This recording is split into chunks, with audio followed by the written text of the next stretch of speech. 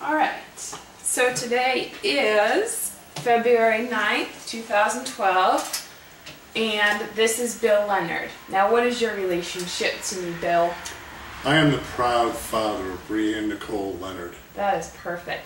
What are we going to talk about today? I thought we'd talk about the 1970s and that decade, and how old were you then?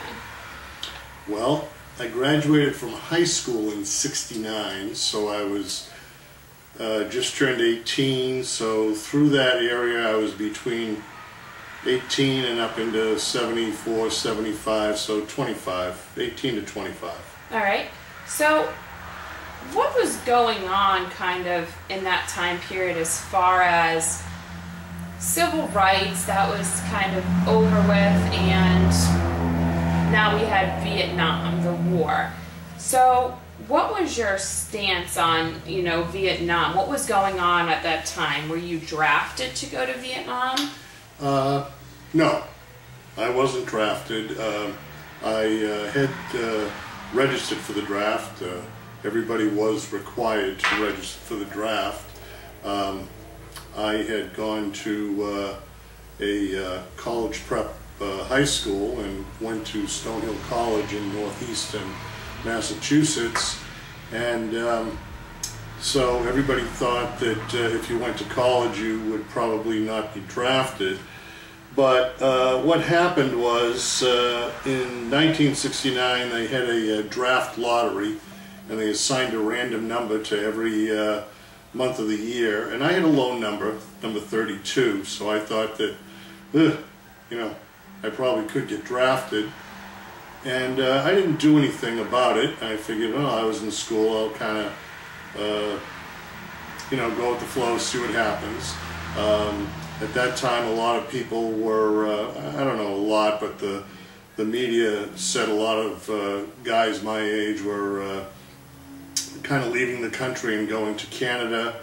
I had a couple of friends in college that enlisted in the Air Force National Guard and Army National Guard, because at that time if you enlisted in the National Guard you wouldn't be drafted and you would be doing all your duty stateside. So I never got drafted. I did not know really anybody that was in the military at that time. It was a very turbulent time because it's probably one of the first generations that really protested against the war.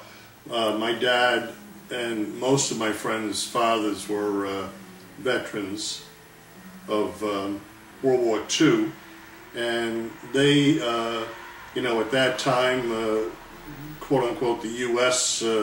Was being attacked, and everybody, it was their patriotic duty to enlist and fight the war. That was World War II. Then came Korea and Vietnam, and it was never declared a war. And a lot of people starting in 69, 68, 69, 70 started questioning the government. I'm sure most of you people have heard of the hippies and Woodstock, and it was a time that people that were in high school and college were questioning their parents, dressing, I guess we would say today inappropriately or not as their parents would like them to dress. People were growing their hair long. There was a lot of, probably for the first time ever, a lot of social upheaval, going on. It was a very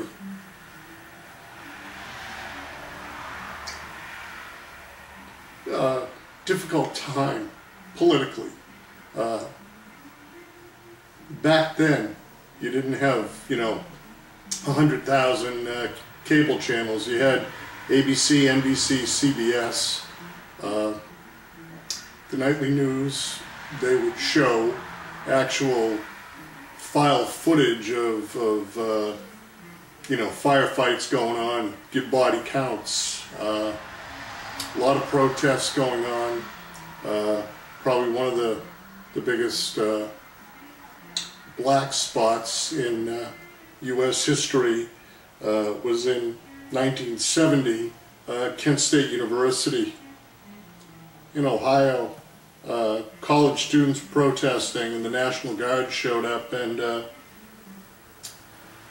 they actually killed 4 college student protesters. So it was a very turbulent time.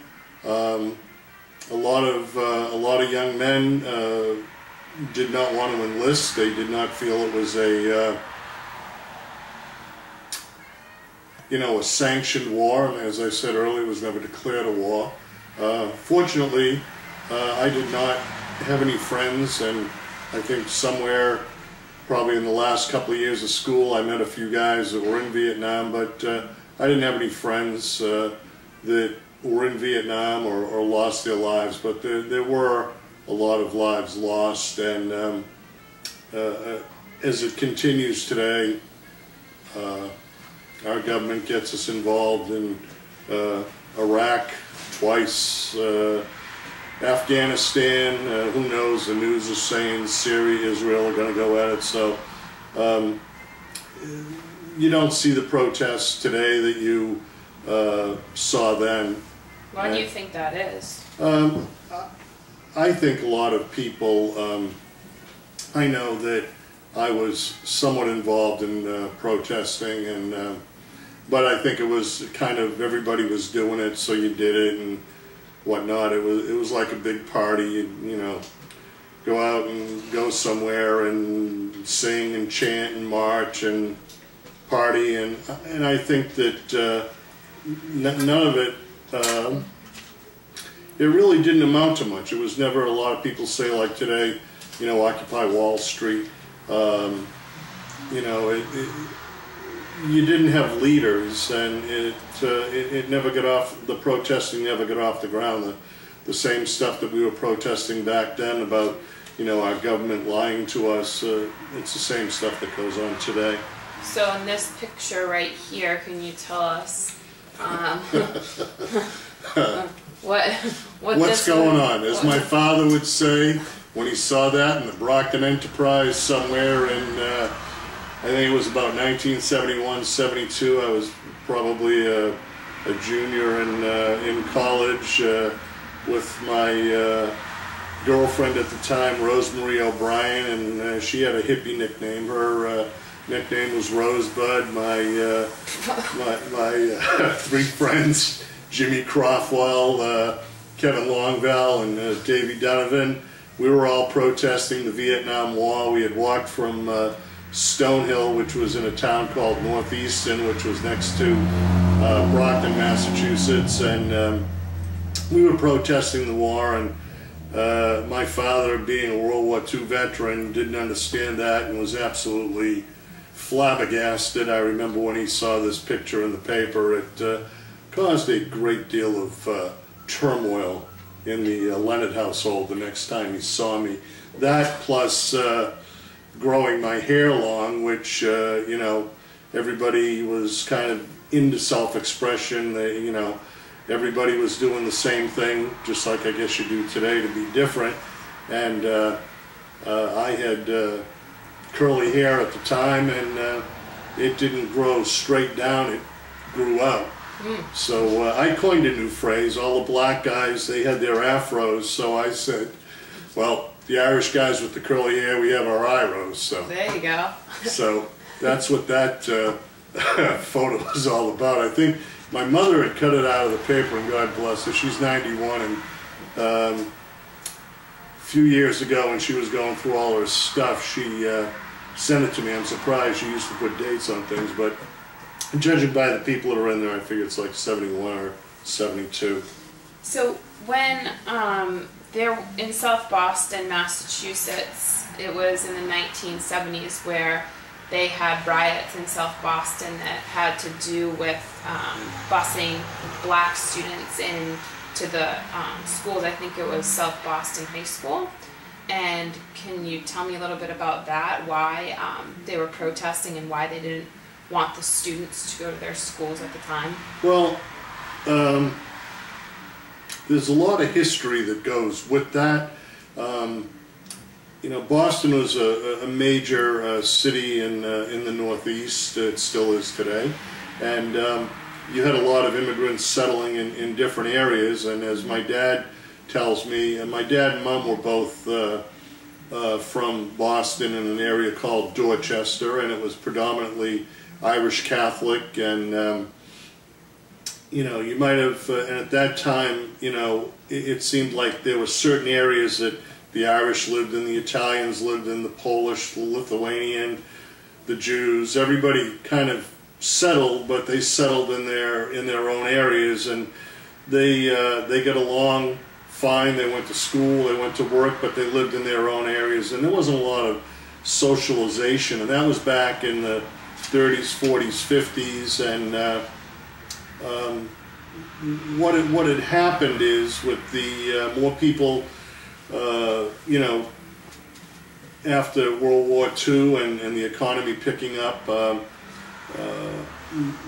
there were a lot of people that were had good jobs, making money, and with the advent of the state highway system, a lot of people wanted to move out of the inner city and go to, you know, the newly created suburbs. And you know, in the city, everybody lived in a, you know, what we used to call the Irish battleships. They were big 3-family houses, first, second, third floor. The one my mother grew up in, her father owned that, and they could be 2, 3-bedroom, you know, homes on each floor, and a lot of them were really nice, a lot of woodwork, nice windows and whatnot. And so what happened was you had, you know, the black population kind of always lived in an area called Roxbury and part of Dorchester that was, you know, kind of run down, beat up, not a lot of opportunity for blacks. A lot had migrated from the south up to the north, lacking education.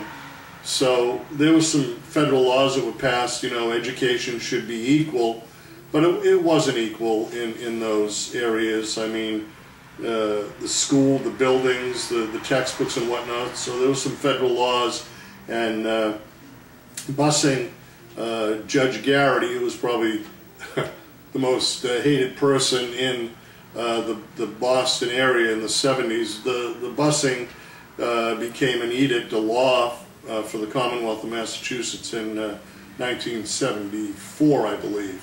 And so what they tried to do is to take the kids out of the black neighborhoods and bring them into the white neighborhoods, and the white kids and bring them into the black neighborhoods.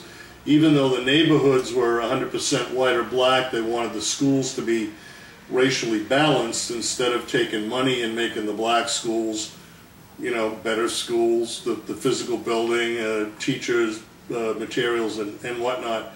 And it was a mess. It was 1974. I had graduated from college. I had a lot of my mother's family still lived in Boston, but it was interesting because a lot of people went to Catholic schools if they could, and at the time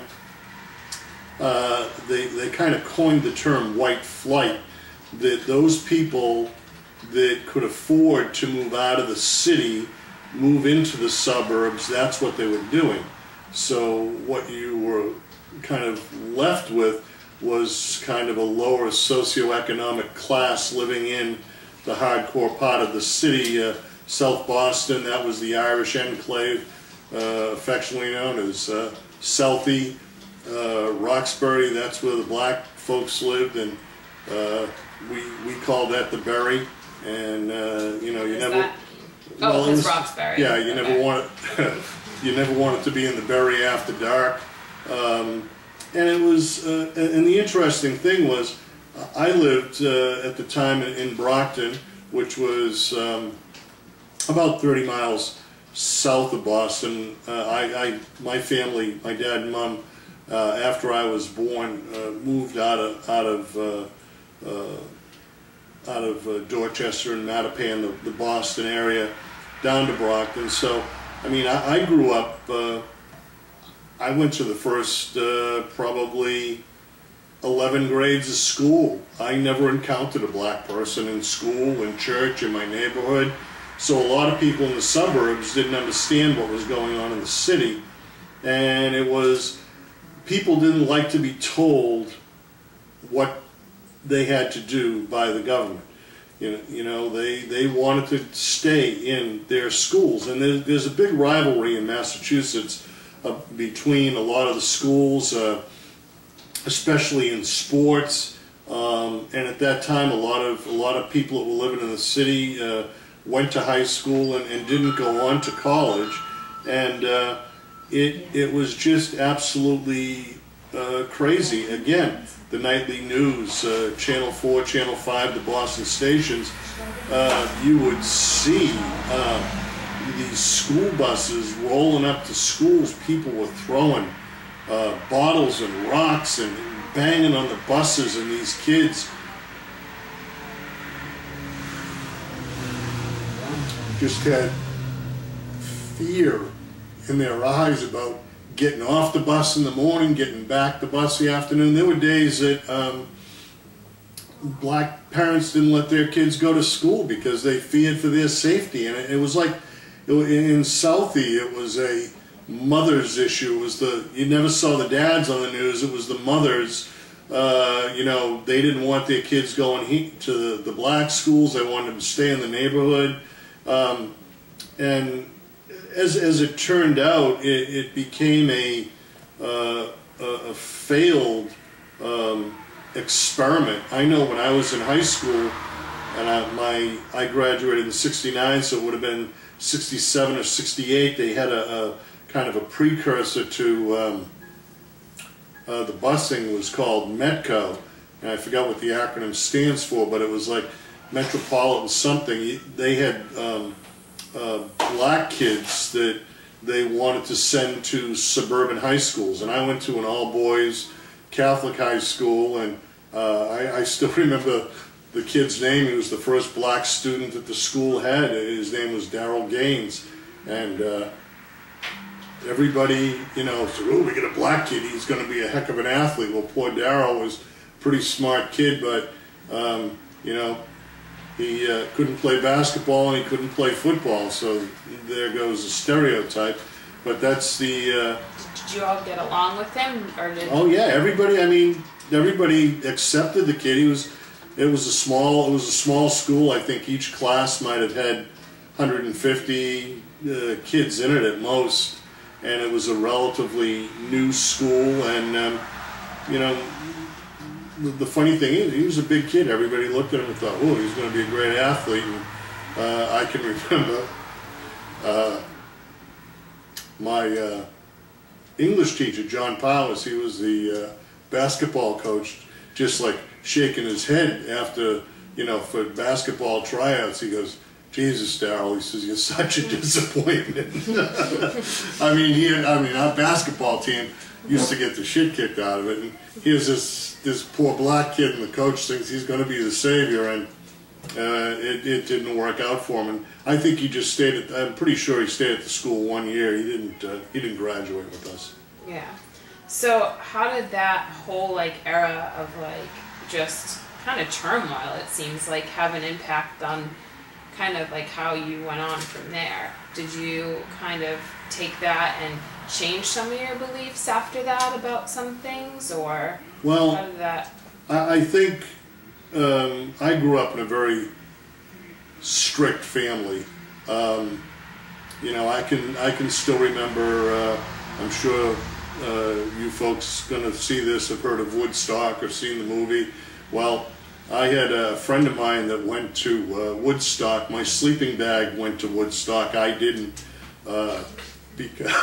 because my dad told me if I went to Woodstock that I would not have a place to live when I came home, with all those, you know, hippies and long hair and smoking marijuana and doing all this other stuff. So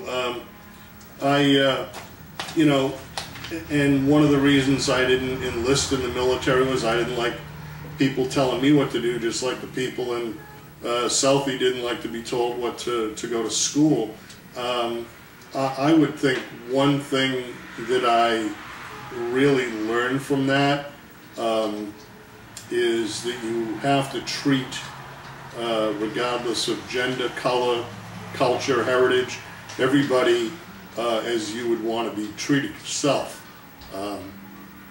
It's when you watch some of the stuff that happened back then, you know, young kids being yelled and screamed at because they wanted to get an education. You know, guys coming home, you'd see it on the news in Vietnam. They were being yelled and screamed at, called baby killers, being spit on. You know, it was. I think probably the message that I took away was about, you know, always treat somebody as you would expect to be treated yourself, and I've pretty much carried that through my adulthood till today, up till today, and you can never judge a book by its cover, and one of the things that I think is kind of sad today, and Brianne and I have talked about this before, and we're doing this for what, one of your classes, and she's going to be a teacher, is the lack of parental guidance, you know, in the home, and kids don't grow up having a good foundation, and then they go to school and everybody thinks that the teacher's going to wave a magic wand and you know, make everything right, and that's not the case. You know, unfortunately, when I was growing up, everybody's mother was a stay-at-home mother. I think I was somewhere in high school before I met somebody whose parents were divorced, and even somebody's mother who was actually working. You know, and times were different then, and we progress and we get better. But I think one of the things that that our society really has to take a long, hard look at is that, you know, one of the toughest things you'll ever do is be a parent, whether it be, you know, husband and wife, partners, unfortunately, you know, a single parent. There is no courses you take. There's no license that's required, and it's a big responsibility to raise children. And a lot of kids don't have a good starting off point. They don't have a good basis. I can remember, you know, my mother doing homework with me and my brothers and sisters. All 9 of yeah, you. there was. I'm the oldest of 9, and I mean, I can remember her helping me do homework up in, you know, 6th, 7th grade, and my other brothers and sisters, and you know, God bless her, she's 91 years old, and she's still as sharp as a tack, and she was very good in English and math and a lot of things, and I just don't see that in today's society, and I think that, you know, a lot of times we've gone a little bit, you know, ahead of ourselves and kind of lost one of the most important aspects of a good quality society, and that's the function of a good, solid family foundation. Well, thank you.